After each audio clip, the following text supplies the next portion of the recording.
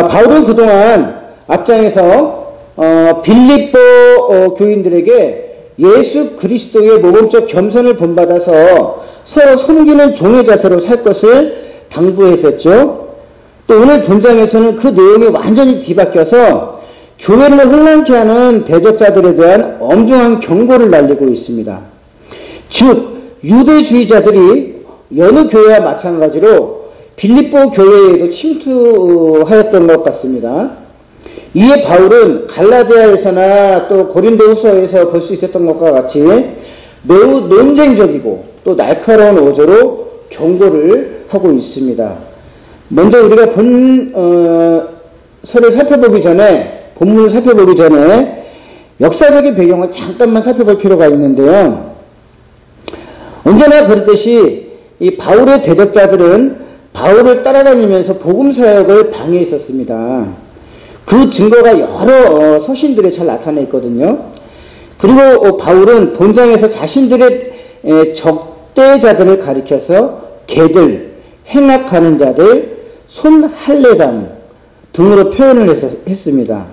그들은 형식적인 할례를 강조하는 유대주의자들로서 영적인 완전함에 도달하기 위한 수단으로서 뭐가 필요하냐? 율법과 그에 따른 할례를 강조했었던 것입니다. 갈라디아 교회에 나타났던 이 바울의 적대자들도 갈라디아인들에게 할례받을 것을 강요함으로써 바울과는 다른 복음을 전파했던 바가 있었습니다. 그래서 바울이 얘기했죠. 천사나 다른 어떠한 우리나 천사나 그 어떠한 자가 복음을 전할지라도 우리가 전한 복음 외에 다른 복음을 전하면 뭘 받을지라? 저주를 받을지라고 이제 그렇게 막 그냥 강하게 이렇게 경고했던 바가 아마 여러분 생각이 날 텐데요. 이랬듯 유대화를 획책하는 무리들을 향해서 너희를 어지럽게 하는 자들은 스스로 베어버리기를 원하노라. 갈라디아서 5장 12절에도 그와 같이 말한 바가 있는데 바울은 매우 신랄하게 지금 책망한 바가 있었습니다. 그들은 자신들의 육적인 것을 자랑하고 있으면서도 실상은 율법은 지키지 않으면서 단지 그리스도의 십자가 때문에 유대주의로부터 받을 박해를 면하려고 할례를 강요했던 것이죠. 고린도 서신에서도 마찬가지였습니다. 유대적 배경을 가진 이들은 추천서를 가지고 와서 자랑하면서 바울의 사도성을 깎아내렸습니다. 그러므로 바울은 이들에 대해서 다른 예수를 선포하는 다른 영을 가진 자들이라고 굉장히 분노하면서 그렇게 분명하게 밝힌 바가 있었습니다. 이러한 역사적인 배경하에 바울은 본장의 논쟁을 통해서 율법을 고수하고 할례를 강요하는 자에게 자신의 확고한 입장을 표명하고 있습니다. 또 한 가지 우리가 살펴볼 것은 바울의 종말론인데 바울은 현 시대에 자신이 살아가고 있는 그 현 시대에 종말이 가까이 와 있고 곧 전 세계에 하나님의 통치가 실현될 것으로 확신하고 있었습니다. 때문에 고린도 서신에서도 주님의 재림이 멀지 않을 것으로 이야기하고 있었고 본서에서는 주의 날이라는 이 종말론적 용어가 3번이나 등장을 합니다. 특히 바울은 그의 대적자들과의 논쟁에서 육체를 신뢰하는 자들은 결국 멸망에 이를 것이나 끝까지 그리스도를 따르는 자들은 종말에 지상에서 몸이 변해가지고 하늘의 영광스러운 형체로 변모할 것을 확신했었습니다. 그러니까 그날과 그 시기는 아무도 모른다는 거죠. 바울 자신도 자신이 살아있을 때 예수님이 오실 거라고 그렇게 확신하고 있었다라는 거예요. 그때부터 지금 2000년이 흐르기까지 흘러왔던 거예요. 그러니까 그날과 그때는 예수님의 말처럼 아들도 아무도 아버지 외에는 알지 못한다라는 거예요.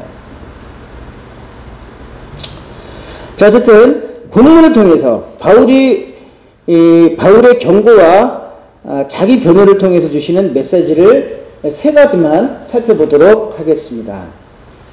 자, 오늘 본문을 통해서 볼 수 있는 것은 첫 번째 이것입니다. 진리를 거스리는 자들. 바울은 본문에서 진리를 거스리는 이 복음적인 이단자들에 대해서 뭐라고 명칭했냐 그러면 같이 보실래요? 개들, 행악자, 손할례당 이라는 이런 혹독한 명칭으로 부르고 있습니다. 먼저 개들을 삼가하고 라고 했는데 2절을 보면 개들을 삼가고 행악하는 자들을 삼가고 몸을 상해하는 일을 삼가라. 당시 개들은 애완동물이 아니라 길거리를 배회하며 사람에게 덤벼드는 사납고 악독한 동물들을 뜻합니다. 구약시대에는 치욕과 멸시의 대상으로 상징하는 의미로 개라는 용어를 사용을 했습니다. 그러던 것이 신약에 와서는 하나님의 진리를 대적하는 자에게 사용되었고 특히 거짓 교리로 교회를 어지럽히는 유대주의자들에게 붙여진 명칭으로 사용되고 있습니다. 두 번째는 또 행악자라고 그랬어요. 개들을 삼가고 행악하는 자들을 삼가고라고 했는데 바울은 이단자들에게 행악자, 즉 행악자라는 것을 무슨 뜻이냐면 악을 행하는 자들이라고 규정짓고 있습니다.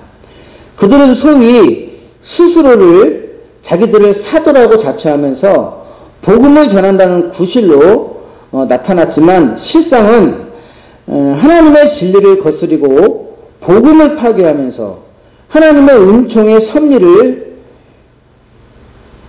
방해하는 자들이었던 것이죠. 특히 율법주의자들은 하나님의 뜻에 대항함으로써 그들은 악을 행하는 자요, 타락한 전도자요, 거짓 사도였던 것입니다. 그러므로 바울은 이들을 악을 행하는 자, 행악자라고 부르고 있는 것입니다. 자, 여기서 3번에 이제 보면 손할례당이라고 했는데 이것은 이제 개혁성경에서 손할례당이라고 되어 있고 지금 우리가 보고 있는 개혁 개정성경에는 몸을 상해하는 일 이렇게 되어 있어요. 어쨌든 몸을 상해하는 일을 삼가라라고 했는데 이것은 손할례당이라고 지금 이제 바울이 표현을 한 거예요.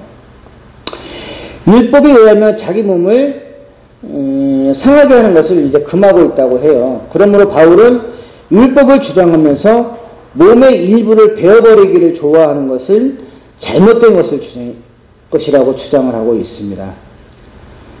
그러므로 바울은 이처럼 하나님의 법을 거스리는 유대주의자들을 조심하라고 빌립보 교인들에게 엄중하게 경고하고 있는 것입니다. 참 바울이 사역하는 게 참 힘들었던 것 같아요. 가는 곳마다 이렇게 방해하는 자들이 따라다니는 거 보면은 하나님의 의도가 무엇인가 가끔 생각될 때가 있어요. 그래서 가만 좀 놔뒀지. 왜 가는 데마다 그렇게 그냥 곳곳마다 그렇게 바울을 방해하고 핍박하고 박해하는 자들이 있었는지 아마 그렇기 때문에 바울이 정신 차리고 제대로 하지 않았을까? 그랬기 때문에 도망다니면서 또 바울의 전도여행 지도가 그려지지 않았을까? 또 그렇게도 생각을 해봅니다. 이게 하나님의 섭리고 계획이다. 하나님의 뜻은 모든 것이 선하다. 우리 그렇게 생각할 수밖에 없겠죠. 두 번째는 바울의 자기 변호입니다. 앞에서와 같이 유대주의자들은 바울을 따라다니면서 바울의 사도직을 부인하고요. 복음을 파괴하는 자들이었습니다. 그러므로 바울은 본서에서 자신의 과거와 현재를 대조하면서 사도직에 대한 변명을 하고 있습니다. 바울은 말합니다. 뭐라고 말할까요? 자신은 할례를 받은 유대인으로서 할례를 받은 그들과 비교할 때 부족한 것이 전혀 없다는 거예요. 오히려 멀뚱하다는 거죠. 무슨 말일까요? 자, 본문 4절에 볼까요? 그러나 나도 육체를 신뢰할 만하며 만일 누구든지 다른 이가 육체를 신뢰할 것이 있는 줄로 생각하면 나는 더욱 그러하니라. 나는 더 월등하다는 얘기죠. 5절에 볼까요? 나는 8일 만에 할례를 받고 이스라엘 족속이요 베냐민 지파요 히브리인 중에 히브리인이요 율법으로는 바리새인이요. 이 베냐민 지파는 유대인 중에서도 되게 존경받는 지파거든요. 근데 베냐민 지파요. 또 난 지 8일 만에 할례를 받은 사람이요. 또 히브리인 중에 히브리인이요.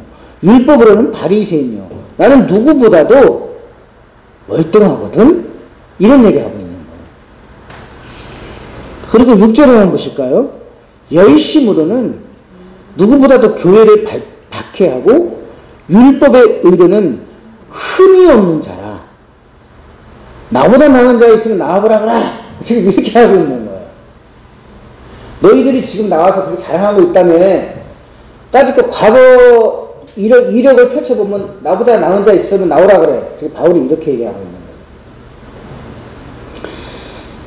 거예요. 육신으로 따지면 이스라엘 백성 가운데 베냐민 지파고 태어난 지 8일 만에 할례 받은 자고 히브리인 중에 히브리인이고 율법으로는 바리새파고 열심으로는 교회를 핍박했던 사람이었다는 것이죠. 또 그리고 흠이 없다는 사람이고 율법으로는 흠도 없고 그러므로 율법이라나 행위로 말미암아 의를 인정받게 된다면 자신은 외형적으로 조금도 흠이 없는 자라는 거예요. 누구보다도 아마 1, 2, 3등 전국 석차로 따지면 아마 탑 클래스 들어가지 않을까? 지금 바울의 말은 이거 얘기하고 있는 거예요. 까불고 있어. 이러는 거예요, 지금.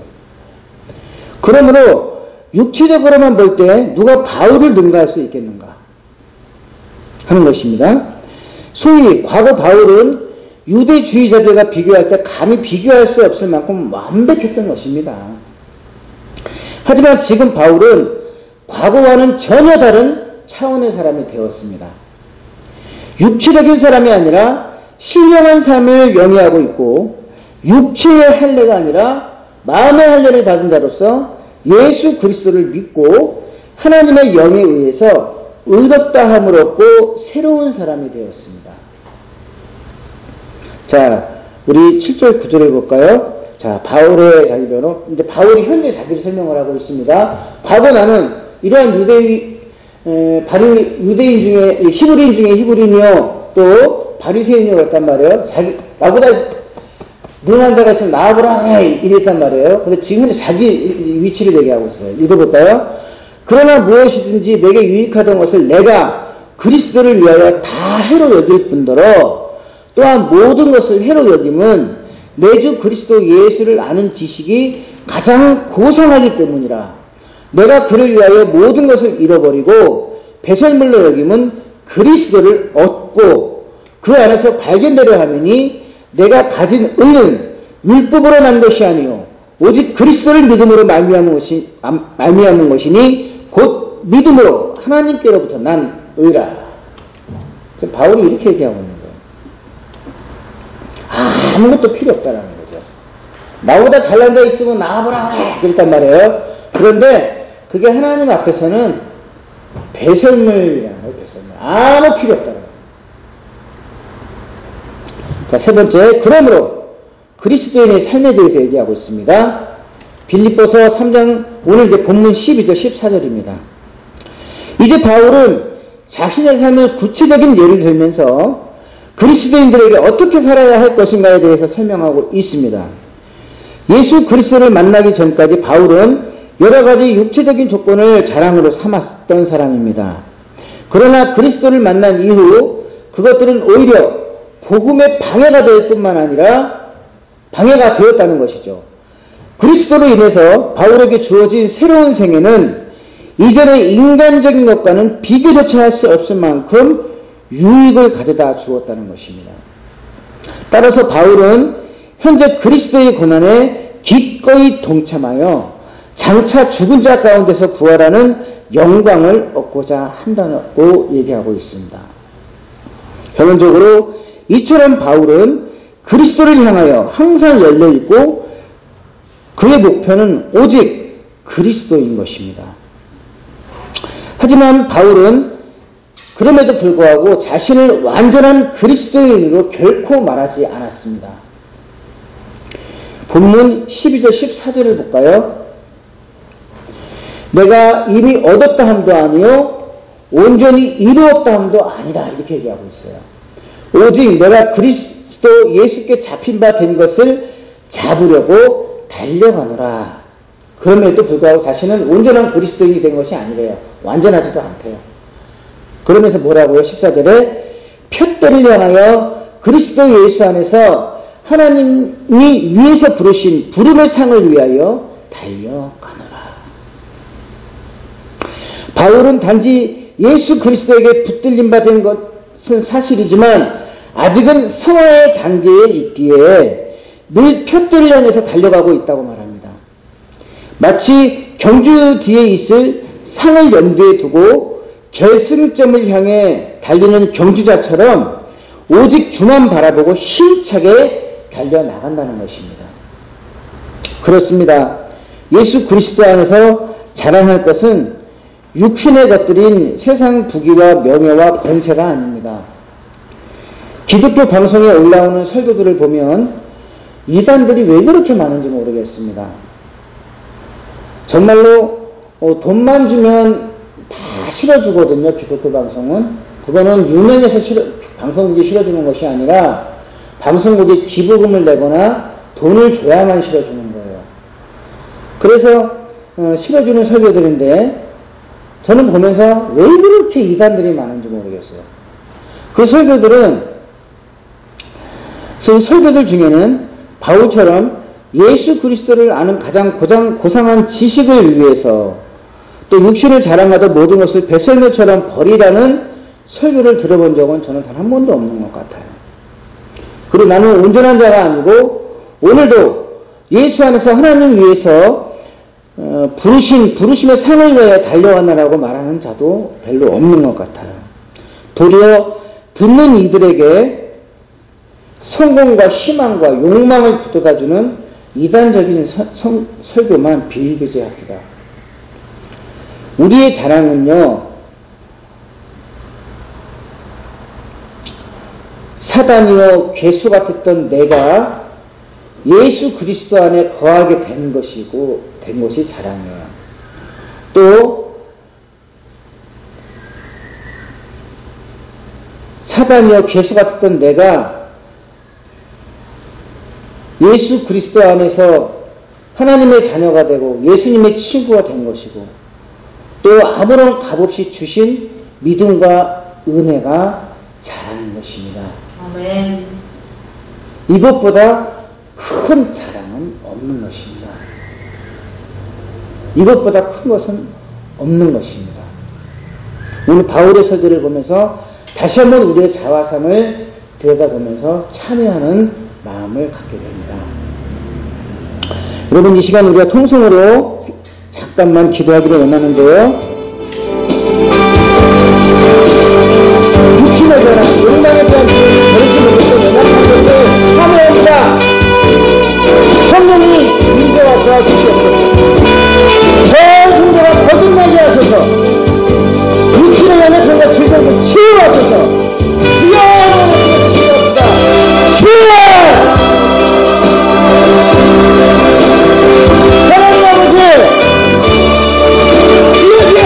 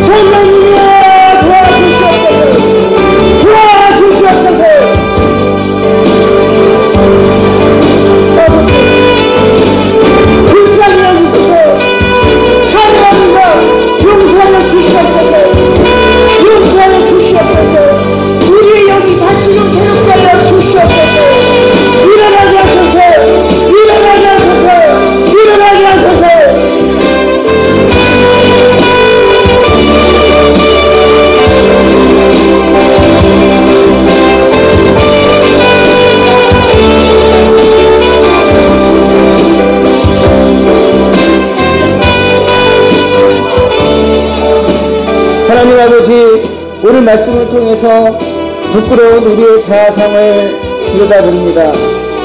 예수 그리스도 안에서 온전한 기쁨과 하나님께서 주신 믿음과 의를 자랑스럽게 여기지 못하고 아직도 육신의 것들로 위로와 기쁨으로 또한 욕망을 비전으로 삼았던 우리의 이단적인 요소와 위선적인 모습을 참회하오니 용서하여 주시옵시고 긍휼을 베풀어 주시옵소서.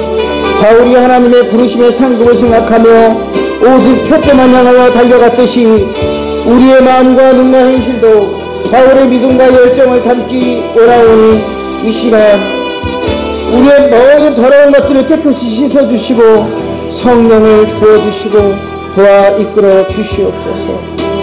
그리하여 늘 진리 안에서 건강하고 바른 성도요 바른 교회로 성령님의 능력 안에서 날마다 새롭게 하시고 부흥케 하여 주시옵소서. 예수님 이름으로 기도드리옵나이다. 하늘에 계신 우리 아버지여, 이름이 거룩하심을 받으시오며 나라의 임하옵시며 뜻이 하늘에서 이룬 것 같이 땅에서도 이루어지리다. 오늘날 우리에게 일용할 양식을 주옵시고 우리가 우리에게 죄 지은 자를 사하여 준 것 같이 우리 죄를 사하여 주옵시고 우리를 시험에 들게 하지 마옵시고 다만 악에서 구하옵소서. 너의 나라와 권세와 영광이 아버지께 영원히 있사옵나이다. 아멘.